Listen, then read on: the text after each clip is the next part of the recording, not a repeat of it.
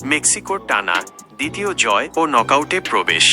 2026 FIFA বিশ্বকাপের group এ এর high voltage ম্যাচে দক্ষিণ কোরিয়াকে 1-0 গোলে হারিয়ে প্রথম দল হিসেবে নকআউট পর্ব রাউন্ড অফ 32 নিশ্চিত করেছে সহ আয়োজক মেক্সিকো।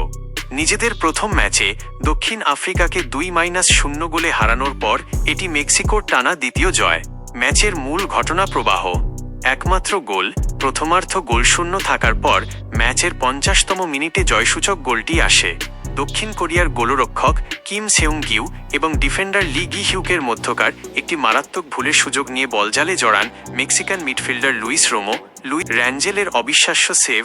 ম্যাচের একদম শেষ মুহূর্তে 87 মিনিটে দক্ষিণ কোরিয়া সমতায় ফেরার দুর্দান্ত সুযোগ পেয়েছিল।